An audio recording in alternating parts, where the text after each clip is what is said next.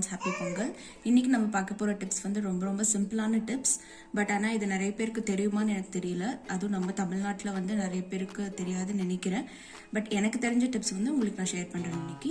So இன்னைக்கு பார்த்தீங்கன்னா இது வந்து மஸ்டர்ட் ஆயில். நான் யூஸ் பண்ணுற பிராண்ட் வந்து தாரா.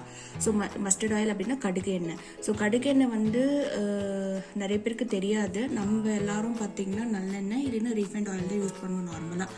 ஸோ கடுகெண்ணெயிலையும் சமைக்கலாம் அப்படின்னு சொல்லி எனக்கு தெரிய வந்துச்சு ரீசெண்டாக. ஸோ நான் யூஸ் பண்ணுற பிராண்ட் வந்து தாரா. இது வந்து 160 rupees 1 liter. ஸோ நீங்கள் ஒரு டப்பா வாங்கி வச்சிங்கன்னா கூட போதும். ஏன்னா நம்ம நிறைய சமைக்க வரதில்ல இல்லை மஸ்டர்ட் ஆயிலில். ஸோ நீங்கள் சும்மா இந்த மாதிரி டிப்ஸ்க்கு இந்த மாதிரி என்னைக்காச்சும் யூஸ் பண்ணணும் அப்படின்னா நீங்கள் சும்மா 1/2 லிட்டரோ இல்லை உங்களுக்கு நிறைய தேவைப்பட்டுச்சுன்னா நீங்கள் 1 liter கூட வாங்கி வச்சுக்கலாம். அதுக்கப்புறம் பூண்டு. ஸோ பூண்டு பார்த்தீங்கன்னா நிறைய பெனிஃபிட்ஸ் இருக்குது பூண்டுக்கு. இந்த ஹெல்த் டிப்ஸுக்கு வந்து பூண்டு ரொம்ப ரொம்ப இம்பார்ட்டண்ட். ஸோ பூண்டுனா ஒரு பூண்டு ஃபுல்லாக எடுத்துக்க தேவையில்லை, ஒரு 4-5 பல் இருந்தால் மட்டும் போதும். ஸோ பூண்டு இந்த டிப்ஸும் இல்லாமல் பூண்டு நீங்கள் நார்மலாகவே தினமும் சுடு தண்ணியில் பூண்டு அதுக்கப்புறமேக்க தண்ணி நல்லா கொதிக்க வச்சு அந்த தண்ணியும் பூண்டையும் ரெண்டும் சேர்ந்து நீங்கள் குடிச்சிங்கன்னா கண்டிப்பாக பிபி நல்லா ரெடியூஸ் ஆகும். இது நான் ட்ரை பண்ணேன். நான் ப்ரெக்னென்சியாக இருக்கும் போது அது நான் ட்ரை பண்ணேன். ஸோ நிறையவே எனக்கு சேஞ்சஸ் ஆச்சு.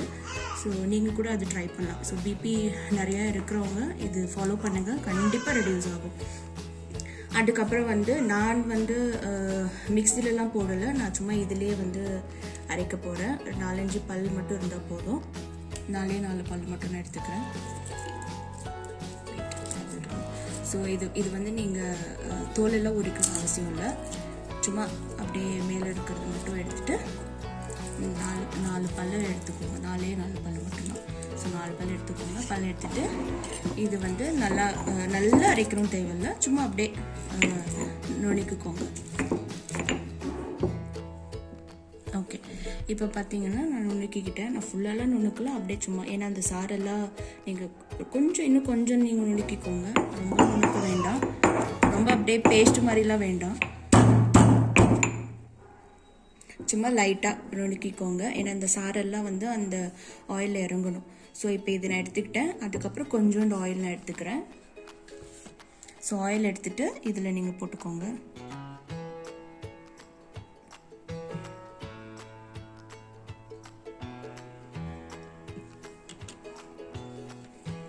நீங்கள் வந்து நம்ம தாளிக்கிறோம் இல்லையா, அதில் கூட நீங்கள் எடுத்துக்கலாம். நான் வந்து இண்டக்ஷன் ஸ்டவ்வில் இதை அப்படியே வைக்க போகிறேன். ஸோ அதனால் நான் இந்த குட்டி பாத்திரம் எடுத்திருக்கேன், குட்டி கிண்ணம் எடுத்திருக்கேன். நீங்கள் வந்து நம்ம இண்டக்ஷன் இல்லை அப்படின்னா, கேஸ் ஸ்டவ் இருந்துச்சு அப்படின்னா நம்ம தாளிக்கிற கரண்டி இருக்கு இல்லையா, அந்த கரண்டியில் வந்து இந்த எண்ணெய் ஊற்றிக்கோங்க. ஊற்றிட்டு இந்த பூண்டை வந்து இதில் போட்டுக்கோங்க. அப்படியே பூண்டு இதில் போட்டுக்கோங்க. பூண்டு இதில் போட்டுக்கிட்டிங்கன்னா இந்த மாதிரி இருக்கும். இப்போ வந்து இதை நம்ம சூடு பண்ணணும், அவ்வளோதான். இண்டக்ஷன் வைக்க போகிறேன். நான் சும்மா 100ல் தான் வைக்க போகிறேன். அப்போ தான் வந்து லைட்டாக ஹீட் ஆகும். 300-400லாம் வச்சுன்னா அப்படியே மேலெல்லாம் தெளிச்சிடும். ஸோ 100 மட்டும்தான் நான் வைக்கிறேன்.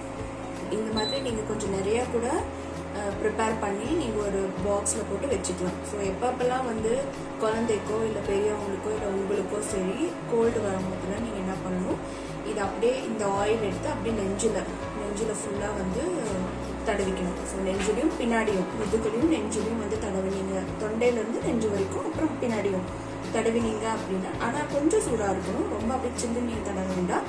நெஞ்சிலையும் அப்புறம் பின்னாடியும் நீங்கள் ஃபுல்லாக தடவினீங்க அப்படின்னா கோல்டு அடுத்த நாளே போயிடும். ஏன்னா இது வந்து நான் ட்ரை பண்ணேன், என் குழந்தைக்கும் நான் ட்ரை பண்ணேன். இது வந்து சுத்தமாகவே எனக்கும் இல்லை கோல்டு. என் குழந்தைக்கு கரகரன் இருந்துச்சு ஸ்டார்டிங்கில். பட் நான் அந்த பயத்திலே நான் வந்து இது தர ஆரம்பிச்சிட்டேன். அதுக்கப்புறம் சுத்தமாகவே இல்லை. நீங்கள் இந்த மாதிரி பண்ணீங்க அப்படின்னா உங்களுக்கு கோல்டு இருக்காது. ஸோ உங்களுக்கு கோல்டு வர மாதிரி இருந்தால் கூட அது பறந்து போயிடும். கண்டிப்பாக இந்த டிப்ஸ் வந்து யூஸ்ஃபுல்லாக இருக்கும்னு நினைக்கிறேன். பட் நீங்கள் ட்ரை பண்ணுங்கள். ட்ரை பண்ணதுக்கப்புறம் தான் உங்களுக்கு தெரியும் இது யூஸ்ஃபுல்லாக இல்லையா அப்படின்னு சொல்லிட்டு. நான் ட்ரை பண்ணி இது எனக்கு ஃபீல் ஆச்சு, யூஸ்ஃபுல்லாகவும் இருந்தது. ஸோ அதனால நான் ஷேர் பண்ணுறேன். உங்களுக்கு பிடிச்சிருந்தா நீங்கள் லைக் பண்ணுங்கள், சப்ஸ்கிரைப் பண்ணுங்கள். தேங்க்யூ.